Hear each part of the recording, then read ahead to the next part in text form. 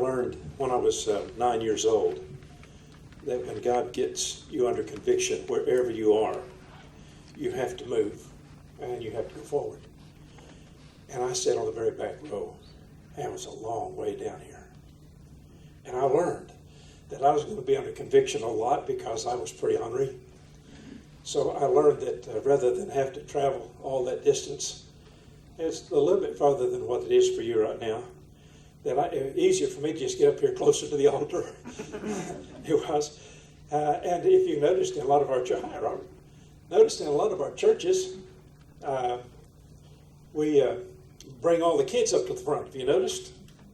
And we save the front rows for the children, mainly because you can keep an eye on them closer.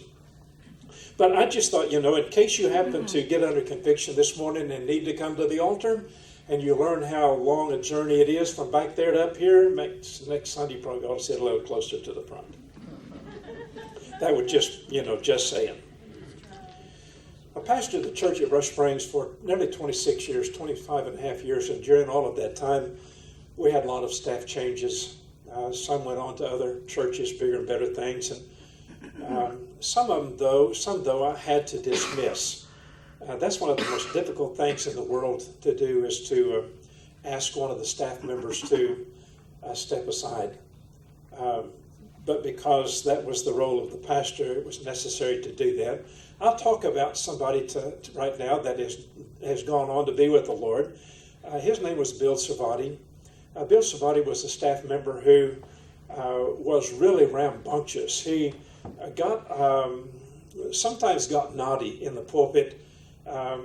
He came from an Italian background, and so he had a tendency to be thug-like, and would pull a switchblade out on occasion whenever he was in the pulpit, filling the pulpit. I remember he would take it and do a stab. He had a block of wood. Nobody saw it. There was another block of wood there, but you just knew he was stabbing the pulpit. But he got a little naughty at times, and so in one of our deacons' meetings, they recommended that the pastor do something about the problem. And so I was ready for that to happen, and so I did. And it's never an easy thing to have to do that, or to say goodbye to somebody that has served with you faithfully in the ministry. And this morning we have to do that. We have to say goodbye to Ruth. Her and John are going to be pastor at Cumberland Cove Baptist Church. Cumberland Cove? Is it Cumberland? Cumberland. Just Cumberland Baptist Church on the other side of the lake. That's the church that gave us the little 15-passenger van out here many years ago.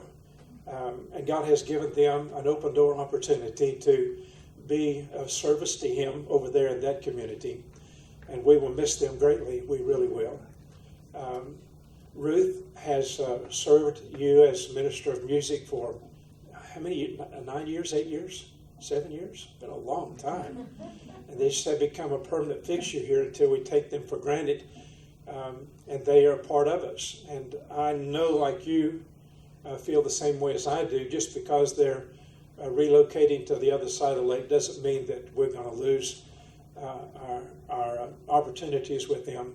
As a matter of fact, Ruth said to Luana when they came to share with us what God had called them to, she said, we're still doing Branson, right? And Luana said, yes, ma'am, we're still doing Branson. And for those of you that don't know, we've been going to Branson for several years to the Jubilee Conference in the springtime.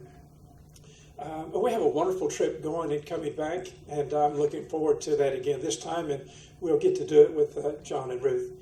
But Brother John is preaching, like whenever he gets the opportunity, he does. He's preaching out at Enos this morning, but will be back with us this evening, and you'll have opportunity this evening to say goodbye to them from this fellowship and pray with them as they move on to where God has called them and the responsibilities there.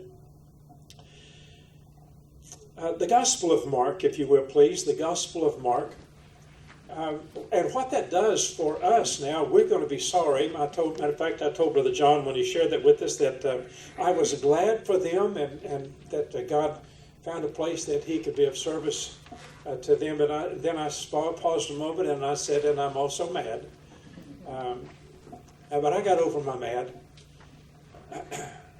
The Gospel of Mark, chapter 6.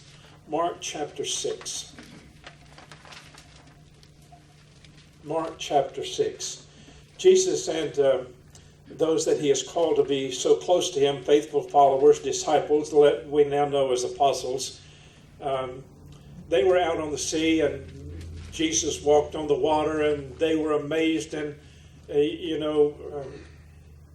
but they finally got off the sea and got to the other side in a place called Gennesaret.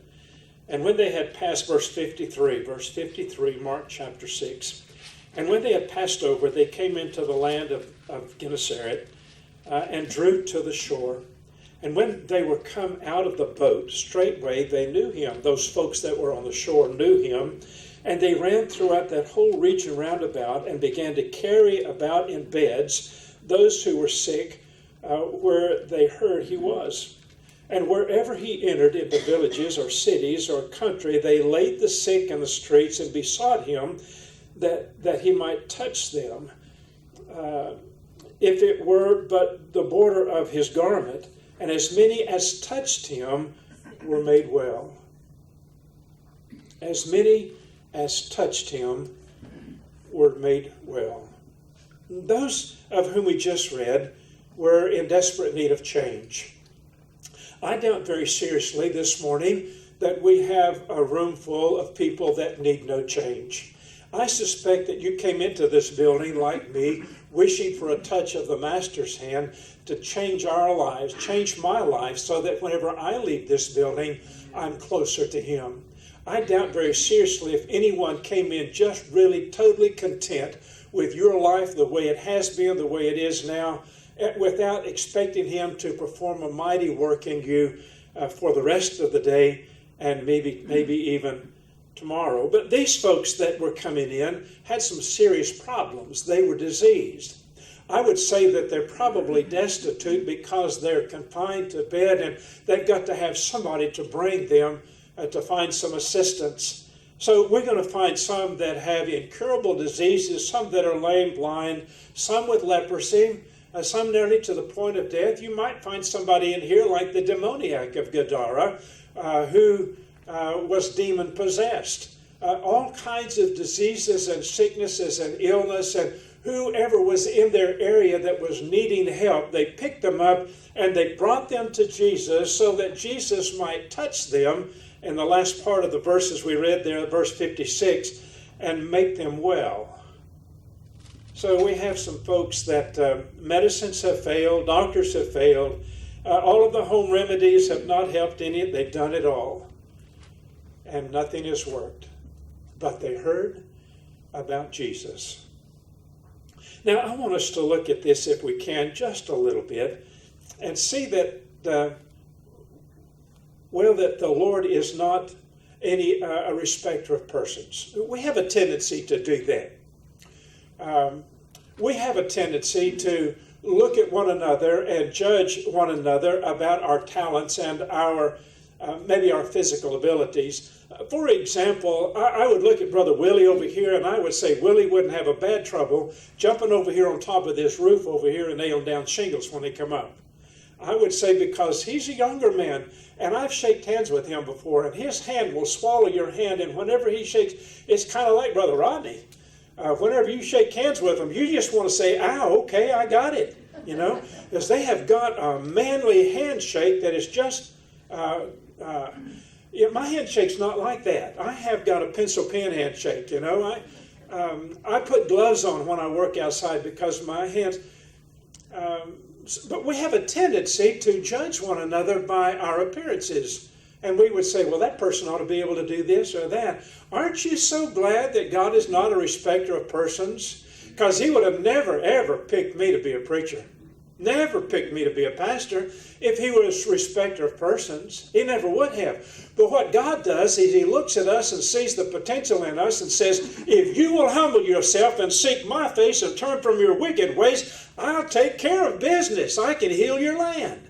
And I'll use you to bring my name into the presence of the people that you have contact with. Isn't that neat?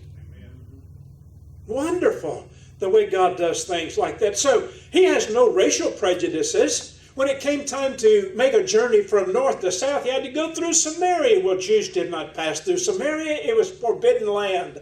That's where the half-breeds were. Half Gentile, half Jew. They'd broken the law. You're not supposed to marry outside the family. But there were some that did, and they lived in Samaria. They were called Samaritans. And a Jew would not pass through Samaria. He'd go over the mountain range and come back around, or he'd take him a boat and go around by sea to get from north to south. He just would not pass the easy way through Samaria. But Jesus did. Found the lady at the well. So when the scripture says, as many as, that's in the last part of verse 56, you see the very last phrase, as many as, that's what we're talking about right now. He's no respecter of persons. So if it's the Samaritan, or if it's the Jew, or if it's the Gentile. You remember Jairus' daughter? That's a Jew, that's a Gentile. A centurion was made well. So he's no respecter of persons. He makes no social distinctions. Now, we have a tendency to do. That's why I don't want to know who gives what. Now, I can tell by some of the houses you live in that you're either mortgaged to the hilt or you're doing well. But it doesn't matter. It really doesn't matter, because I want to be a whole like the Lord, like Jesus. It just doesn't matter. So he makes no... For example, he called Zacchaeus, who was very, very wealthy.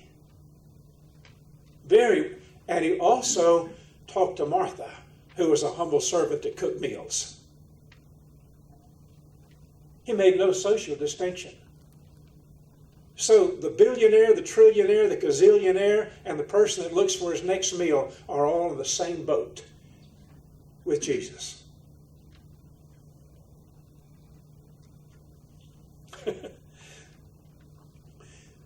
There are no intellectual barriers. You know, you talk to Brother Bob. Brother Bob is an intelligent man. I've got to bring Brother Bob down sometimes, because he talks over my head sometimes. I've got to bring him down. He has the ability to phrase some things and put in a masterful way that causes me to say, huh? You know? So I've asked Brother Bob, I hope I hadn't offended him, but I will say, what are you trying to say to me, Brother Bob? I want you to just, mashed potatoes and gravy me. And the Lord was like that. So Joseph of Arimathea, who was a member of the Sanhedrin court, a counselor, who took the body of the Lord off of the cross. Same boat as the blind Bartimaeus, who sat along the roadside begging outside the walls of Jericho.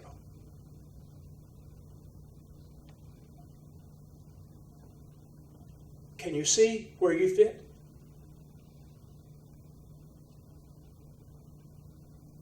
As many as touched him, they reached out to him like the little lady that had the issue of blood for so many years and had been to everybody, knew that there was something special about him and reached out to touch him. And when she did, her issue of blood dried up.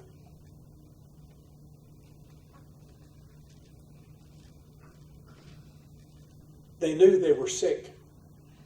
They were desperate. They needed supernatural aid. They had an earnest desire. Oh, that our America would feel that again.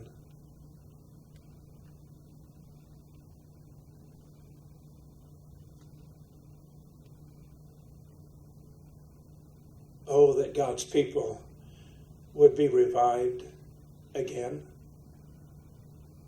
to reach out to touch him, whose hand is not too short that it cannot save, neither his ear too heavy that he cannot hear.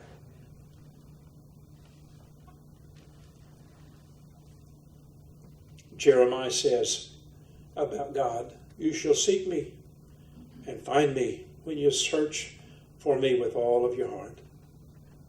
Jeremiah 33:3 says, call unto me, and I will answer thee, and show thee great and mighty things that thou knowest not. They reached out and touched with a sense of faith. They believed. They had heard that he had done it for others. I heard Marilyn say to my wife, Luana, he did it for me. He can do it for you.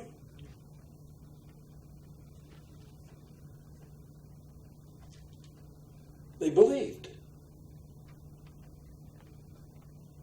The Old Testament, the Bible says that Abraham believed God, and it was counted unto him for righteousness. Every single one of us are in a spot right here this morning where our faith needs to grow to the point that whatever it is, we look at him with a sense of belief and we reach out to touch him. Wayne Watson, when he first began his ministry, came to Rush Springs as one of the singers. We'd picked a baby grand piano up and put it up on the stage for him. He walked out in a Levi jacket that had a cross cut in the back of it. I believe that's the one. Maybe it was a leather jacket with frills on it. The teeth were all scraggly, just barely, right out of school, just barely. Have you ever heard Wayne Watson sing? You probably haven't. He's an old timer now. Wayne sang The Touch of the Master's Hand.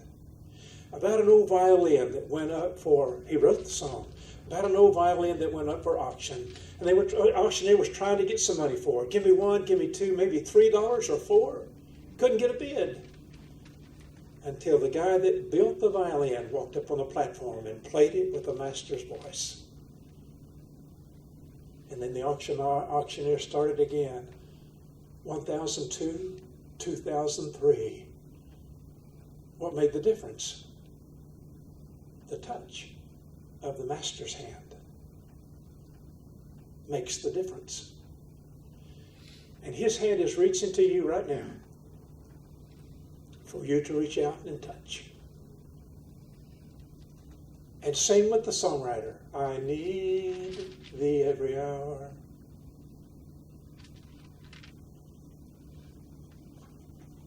They believed. As many as touched him. Now that's an important part.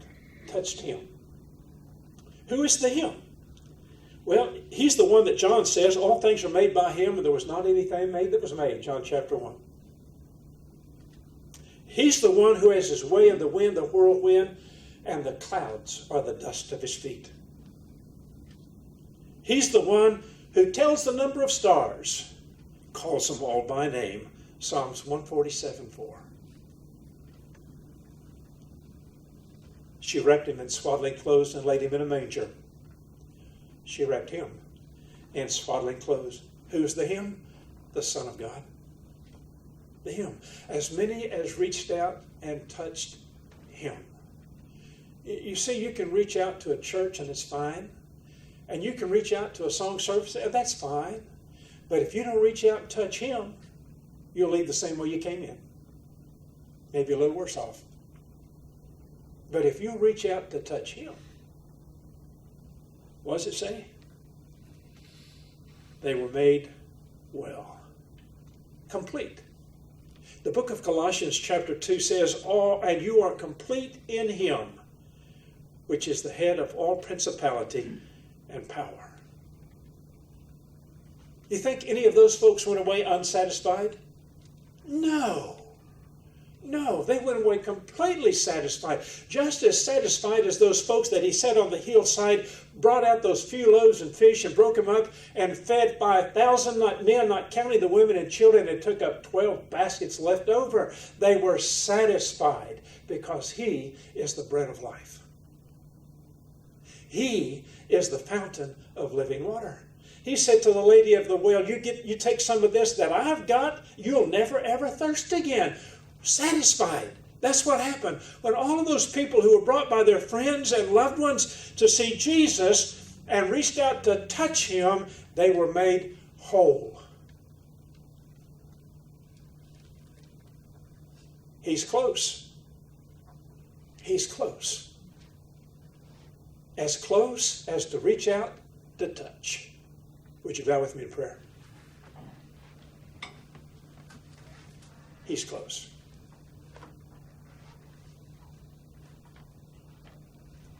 Now you say, how do you reach out and touch them? They brought all these people on the bed to Jesus, and he was right there. But let me tell you, Jesus said, I will never leave you and I won't ever forsake you. I'll be with you always, even unto the end of the age. He is here. He is here. Right now with us. And by faith, the same faith that these folks use, if you reach from your heart to touch him and cry out to Jesus, he'll grab a hold of you and won't ever let you go, and he'll make a difference in your life. You see, the Lord has a desire to bless his children. And he's here this morning to bless your life. But you're going to have to do some things that he taught us here. Not have a respect of persons. Not think yourself greater than others. Be willing to put your faith in the only one who can make a difference in your life. As many as touched him were made whole. With your head bowed and eyes closed, and God speaking to your heart. Can you, by faith, with that spiritual hand, reach out to him to touch him? And would you? Would you? When I see some hands saying yes to me, and I see some hands going up. Yeah. Yeah. It's what it takes. It's just exactly what it takes. And be made whole. Now, some of us will go away from this meeting this morning having trusted the Lord to grant just exactly that.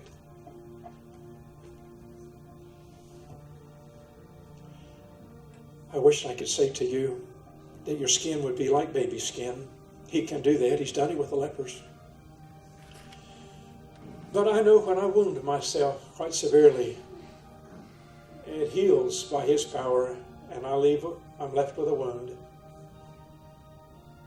And that wound reminds me continually of a problem I had in my life at one time, a mistake I made. But he is the balm in Gilead. He's the salve. He's the ointment.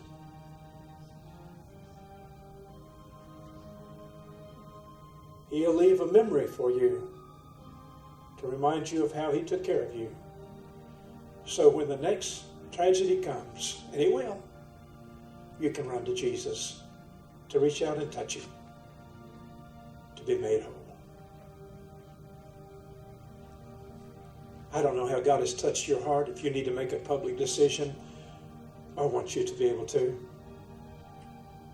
So if there's a decision in your heart that you need to make public, I'd invite you to come right now.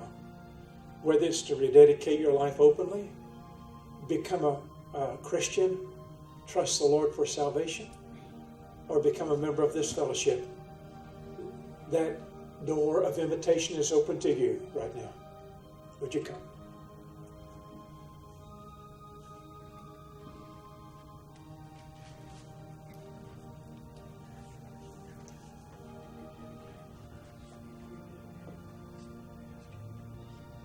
Just do it right here. God, you're the one that knows our hearts, and we trust in you for all of his obstacles. You dedicate his life. Create that loving, kind